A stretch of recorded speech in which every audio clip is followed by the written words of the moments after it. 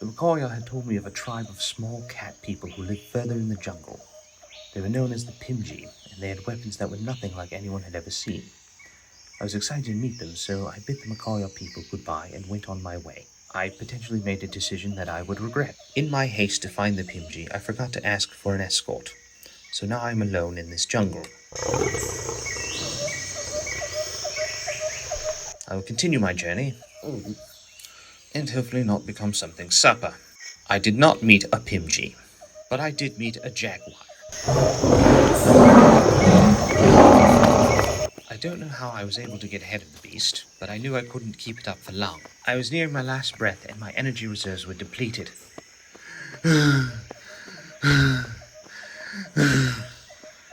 As the beast was getting ready to pounce on me, I was about to drop when I heard bird calls. Huh? I looked up to see two birds staring down at me. These birds turned their attention to my attacker. The birds opened their mouths and spit darts at the jaguar as it was about to pounce on me. The beast dropped to the ground, unconscious. Out of the bushes came the operators of the birds. They were the Pymgy I was looking for. They brought me back to camp, and I was surprised by the welcome I had received. It seems they had encountered gnomes before, but they referred to us as sky children. I asked how they knew us, and my goodness, what a story they had. The Pymgy had been harassed by other tribes of Bamboa for being small. Goblins, kobolds, hobgoblins, bugbears, ogres and trolls all attacked the Pymgy people, but the Pymgy had claws and tenacity, which was enough to chase off their enemies. The Pymgy people were celebrating their latest victory, but unbeknownst to them, a new member of the tribe would be born that would change everything. Pazman looked down at his wife with pride as Oaka held their baby son. He looks beautiful and strong. Oaka smiled up to her husband. That he is, just like his father. Pazman looked down at his wife with concern. What is wrong, my love? Oaka stared up at her husband with tears in her eye. Our baby has no clothes. Unfortunately for Pazman and Oaka, it was the job of the tribe to name the newborns. They were not happy about the little one's lack of clothes, so the child was named Aziko Inzi for shame, which mean no clothes much, shame. Pazman and Oaka were not happy about the designation. And poor little Shame, that was what everyone shortened his name to, much to his chagrin, would spend most of his time by himself. To occupy time, he would make little wooden creations. One day, he was whittling a big stick when Ukudelela walked up to him. Hello, Shame. Do you need something, Ukudelela? Ukudelela smirked. Not from you, Clawless. Shame continued to whittle his stick without looking up at Ukudelela. Glad I could help. Ukudelela ignored his pleading sarcasm. Father took me hunting today. Shame continued to whittle, trying to ignore Ukudelela. Although he did grip the stick tighter. Good for you. It was great. Maybe someday you'll get the feeling of sinking your claws into... Ukudelela feigns empathy. Oh, right. You don't have claws. Shame rolled his eyes as he continued his whittling. Clever. Ukudelela was getting annoyed by not getting the attention he sought. A sly smile crossed his face as he thought of a fun game. It's a shame you don't have claws. Shame. Ukudelela extended his claws. You could do amazing things. And swiped at Shame's stick. Ha! Like this. Cutting the stick in half, Shame held what was left of his ruined stick with sadness. You're very impressive, Ukudelela. That's nothing. Think fast. Ukudelela swiped at Shame, Coming within inches of his face, Shame stepped back. Hey, Ukudelela took another swipe. Again, just barely missing Shame's face. stop. Ukudelela shrugged as he feigned innocence. What? Before taking another swipe at Shame, Ukudelela kept swinging his claws at Shame, while Shame dodged. Come on, Ukudelela. But I'm not touching you. You need to stop. You need to stop.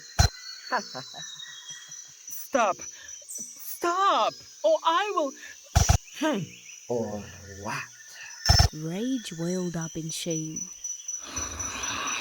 As his grip tightened on what was left of his stick, before he knew what he was doing, before he could stop himself, he raised his stick into the air and plunged the stick into Ukudelela's eye. Shame stared at Ukudelela in horror as he realized what he had just done. Oh, Ukudelela, I am so sorry. But Shame was interrupted by Ukudelela's screams of horror and pain.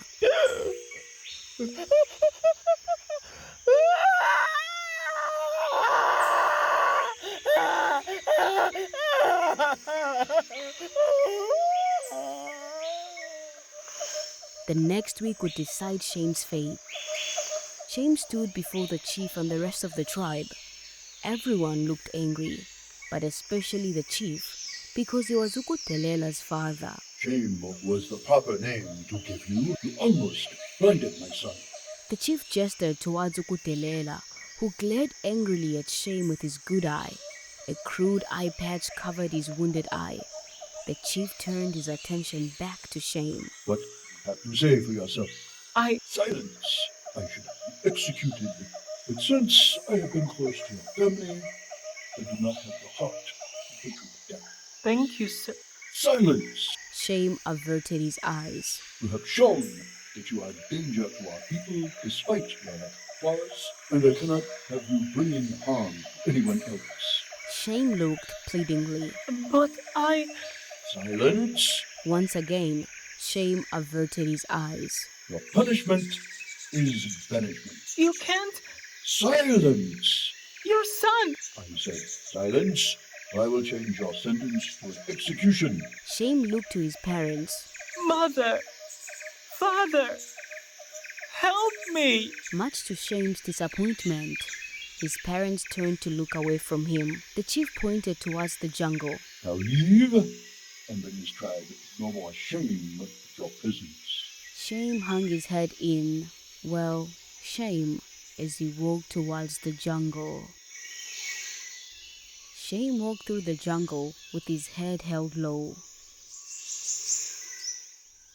As the day turned to night, Shame sat in the middle of a jungle clearing.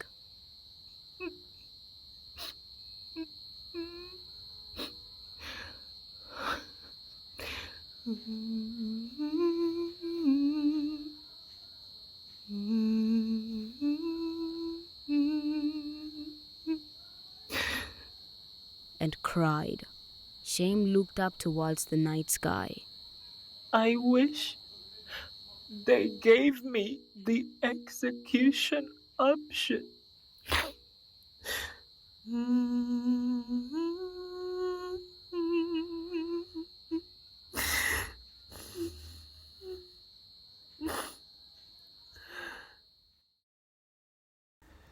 Quick note. The Pymgy people did not understand Common at the time. That will be important later. Days passed.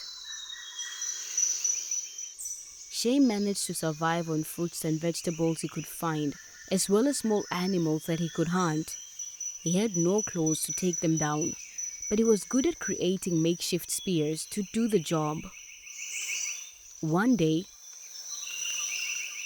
Shame was climbing a tree, trying to see if he could get some fruit. Hello! Huh? Shame continued to climb the tree, and when he reached the top, he didn't find fruit, but a sky child in some sort of net. Good day, sir. Rupert tried to look at his guest as best as he could, swinging in his net. Oh, madam, I was wondering. Rupert waited for the net to stop swinging around so he could face Shame. If you could, possibly, help me down. Shame stared at the strange creature curiously, for he had no idea what it said. Seems to be a language barrier. As Rupert came around again, he mimed a close swipe. Shame understood the gestures as he, with great sadness, showed Rupert his claws. Well, lack of thereof. That is most unfortunate. Shame assessed the situation. A realization came to Shame. He had no claws, but it didn't mean he didn't have teeth. He bit a part of the net. Ripping it open, Rupert smiled as he found himself free. Thank you so much.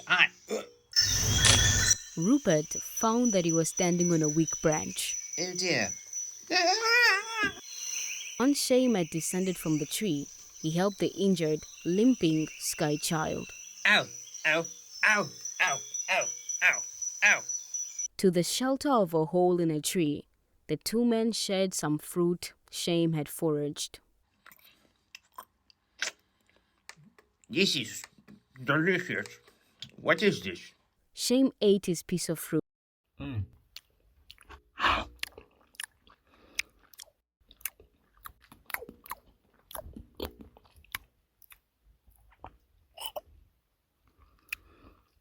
Staring at Rupert blankly, Rupert nodded as he swallowed. Right, the language barrier. Rupert smiled. It's all right, I talk enough for the both of us. Shame smiled nervously as he had no idea what the sky child was saying. As the days went by, the two men learned much from each other. Rupert taught Shame how to speak and read common.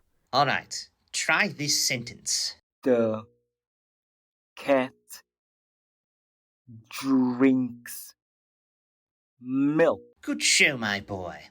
Shame smiled a big, toothy smile. Rupert hoped it was a smile. It kind of scared him. Let's continue. Shame would teach Rupert the finer points of survival while acting like a guide and guardian. Rupert was limping along when he heard a hiss. Huh? Rupert looked down to see a snake staring at him. Rupert backed away. Easy, friend.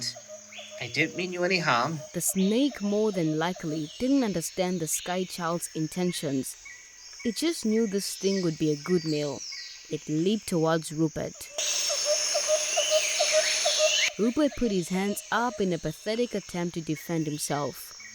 Before the snake could sink its fangs into the sky child, Shame grabbed the snake and proceeded to slam the snake against a tree. Rupert watched in horror. Oh my. Shame looked at his friend with concern. Are you all right? Rupert stared nervously at the dead snake hanging limply in Shame's hand. Yes, I'm fine. That creature was so fast it almost caught me before I could do anything. Rupert pointed to the snake. What are you going to do with that? Shame looked down to the snake in his hands and brought it to his mouth and took a bite. Rupert sneered in disgust. I'm sorry I asked. Shame offered Rupert some snake. No, thank you. I'm full. Shame shrugged, took another bite of snake. As he pondered what his friend said about the snake. Rupert and Shame's favorite pastime was when they would build things together. The two had been working on a house for Rupert. They would have long conversations, now that Shame was becoming more fluent in common. Say, I never asked why you were in that net. It's really embarrassing. Shame shrugged. I was named after embarrassment. All right, all right. I'd always dreamed of flying. I told my parents about my dream and they You'll never do it, boy. maybe try for something else. Were not as supportive as I wish they would be, but I was determined. I would watch the birds outside my bedroom window, and I would study them. I drew up several plans for flying machines.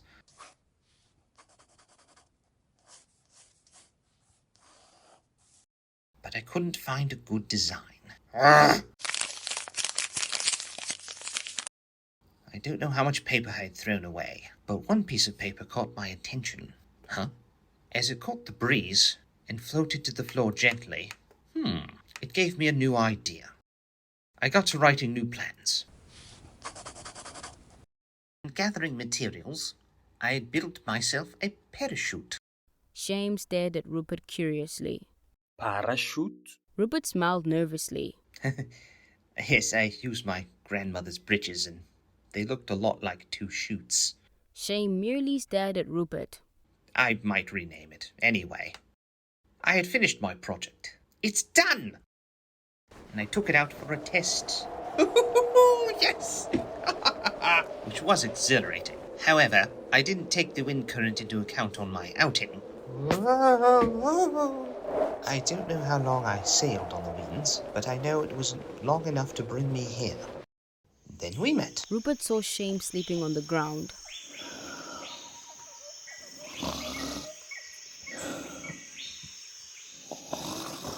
I love to keep my audience riveted. More days passed. And Shame learned so much from his friend, he started building what he called his better claws. Shame had remembered the incident with the snake. He was inspired to build the snake bite. The snake bite consisted of a handle that went around Shame's knuckles, a small leather strap stamped from the middle with tiny barbs sticking out of it. The barbs were dipped in poison.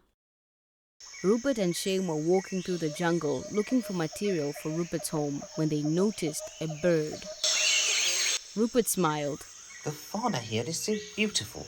A white semi-solid substance splurred on Rupert's shoulder. Oh, the creature spit on me. Shame looked at Rupert nervously. I don't think that's spit. Please let me pretend it's spit. Shame allowed Rupert to think the substance was spit, while it inspired better claws.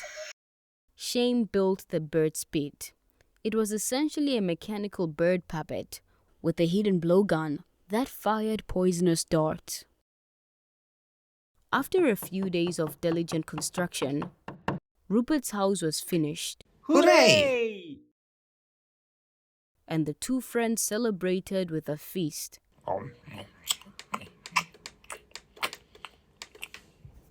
Rupert ate several exotic fruits.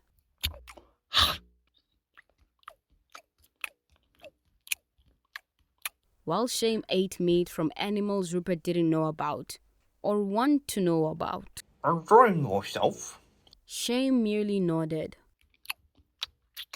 Shame noticed the utensil Rupert was using.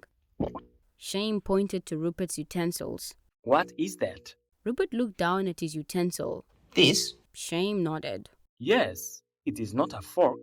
It is not a spoon. I developed it myself. I enjoy food so much. I was tired of it slipping off my fork or spilling off my spoon, so I made something that combined the strengths of both. I called it a spork. Fascinating. A mercurial smile crossed Rupert's face. Do you know what my favorite feature of this utensil is? No. A big glob of fruit had splattered against Shame's forehead. Rupert had used his spork as a tiny capsule to launch the piece of fruit at his friend's head. That's... Rupert had amused himself until he caught Shame staring at him. Sorry, my friend. I was trying to bring some mirth. Shame stared at Rupert for a few seconds, which felt longer to Rupert, until Shame smirked. It was a good ruse, my friend. That's good. I thought I had... Rupert was interrupted by a clump of fruit hitting him in the face. You got something on your face. Both friends broke into laughter.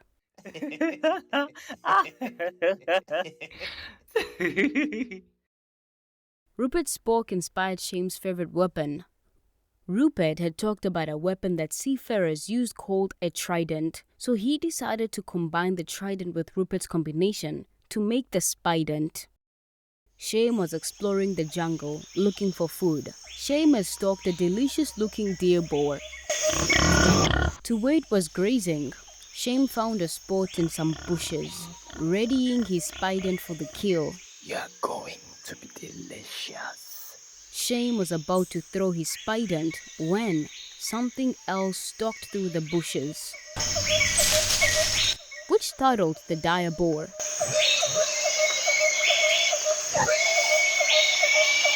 No! The dire boar ended up running off.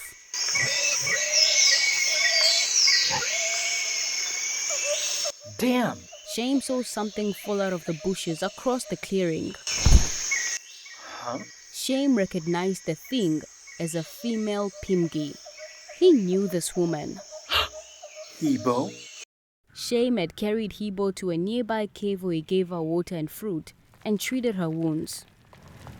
Once Hibo nursed back to health, Shame asked her questions. What's going on? It's terrible. We were going about our day as usual when they attacked. We fought the goblins as best as we could, but we were losing badly due to our claws being unable to penetrate their armor. Huh? Our chief, Ukudelela, fought the goblins' leader, an ogre called Insimbi Enkulu. Ukudelela fought valiantly.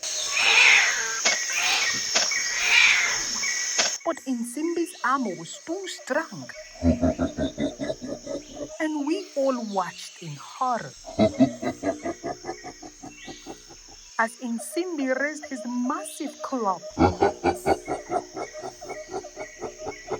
and brought it down. And Hibo buried her face into Shame's chest. it was horrible. Shame knew he had to help his people. Shame prepared his weapons and made his way back to his people. Shame! Wait! Shame turned around to see Rupert running towards him. Once Rupert caught up with Shame, he stopped to catch his breath.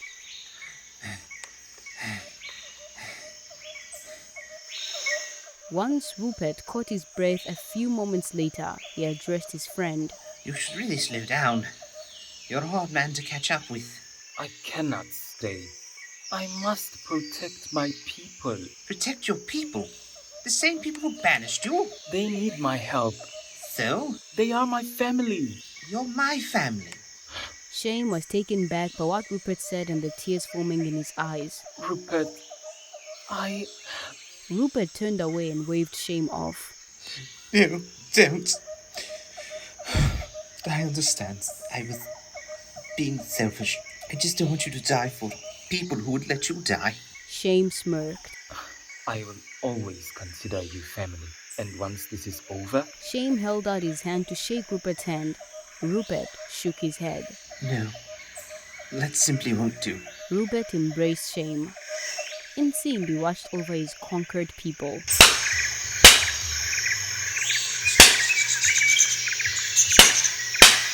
As his goblins wiped their Pymgy as they toiled in the dirt.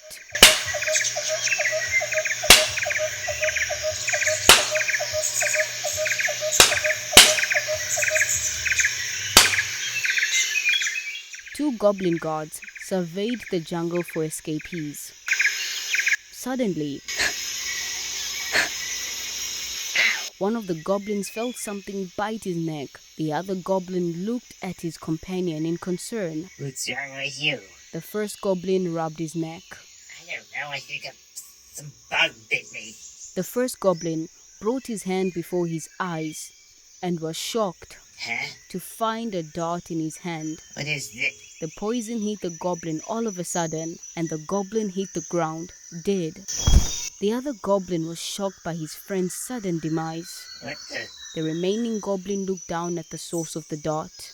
Who did this? Where are you?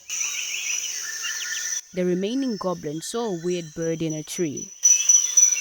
The goblin eyed the bird suspiciously.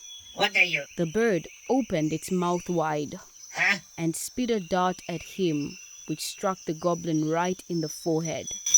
The goblin fell to the ground, dead. 2 more goblins were surveying the jungle. They stopped in their tracks when they heard something. The goblins aimed their spears toward the bush. We know you're in there. Come on Shame stepped out of the bushes. out. It would have been no use sneaking up on us. Yeah. The other goblin banged on his armor confidently. Your claws don't have effect on us. Shame sneered. I don't have claws. Oh, then you're extra useless. Shame shrugged. You have me figured out. Shame lashed out with a strip of leather, slashing both goblins across the face. Oh, hey! The goblins fell to their cheeks. They looked at their hand, which had specks of blood on them. What was that? Yeah, are you gonna let me scratch us to death? Shame smirked. It's not the barbs, it's the poison. The 2 goblins looked at Shame in surprise. What? At the moment, the poison kicked in and both goblins fell to the ground. Insimbi continued to watch over his people with a terrible smile on his face.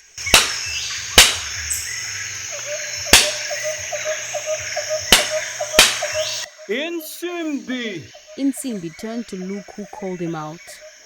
Insimbi found himself staring at a Pymgy holding up 2 dead goblins. I challenge you to single combat.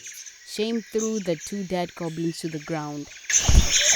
What say you? Insimbi sneered. Who dares kill my men and challenge me? Shame slammed his fist against the chest. I am Aziko Izinzipo Shame. This is my tribe. I know who I am crushing. Shame and Insimbi faced each other in a circle made of Pymgy and goblins. Insimbi stared at Shame with a quirky smirk as he saw Shame brandishing his spident. What are you going to do with that? Shame gave Insimbi a fierce look. This. Shame charged towards the poison bottom of the spident and stabbed it into the ground, perplexing Insimbi. As the spident stood in the ground, Shame grabbed a rock and put it in the scope, pulled it back. Insimbi watched this in confusion. Shame let go of the spident. The rock sailed through the air. And before Insimbi could understand what was going on, the rock struck him in the face. Insimbi glared at Shame with rage through a face covered in cuts and bruises. Meanwhile, Rupert sat in the home that he and Shame built.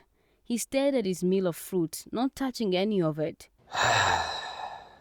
Rupert shook his head. I can't just sit idly by. Rupert made his way through the jungle. Rupert looked around nervously. I wish Shame was with me. Rupert returned to see the spot where he landed. He smiled as he saw the beads of his parachute still there. It's still there. Insimbi swung his heavy club towards Shame. But Shame was too nimble and jumped over the weapon. Insimbi backhanded the Pymgy, sending him flying to the ground. Shame started to pick himself off the ground. Shame saw Insimbi looming over him, ready to bring him down with lightning-quick reflexes. Shame thrust his spident toward the ogre, stabbing him in the knees. Insimbi fell to his knees. Before Insimbi could get up, he found the points of Shame's spident aimed at his throat. Yield.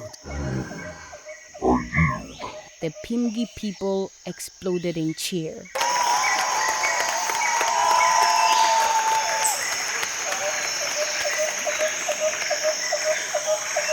Now leave here and never return. Insimbi gave Shame a solemn look. Honor would force me to do as told. A malicious smile crossed Insimbi's face. Unfortunately for you, Several goblins grabbed Shame and held him back. One of them snatched the spider from his hands. Huh? What? I don't listen to order. Insimbi stood up and readied his club to bring it down on Shame. Any last words? Shame was scared until he saw something behind Insimbi. Shame smiled. Yes, look behind you.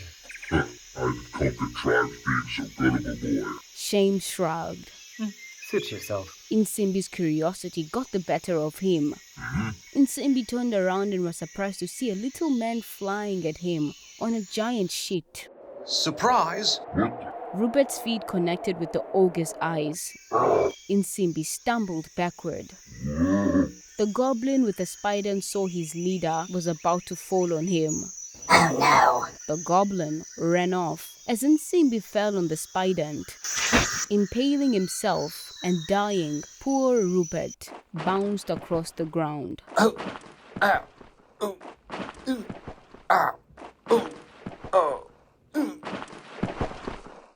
Before he was stopped by a tree. Rupert! Rupert shrugged off his goblin captors.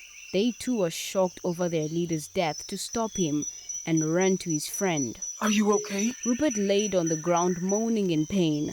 Oh, I've been better. As Shame helped Rupert on his feet, they found themselves surrounded by goblins. You may have killed Insimbi, but we'll still outnumber you. Huh? The goblins turned around to see that they were surrounded by Pymgy. I think you need to learn to count, my friend. The Pymgy chased the goblins into the jungle.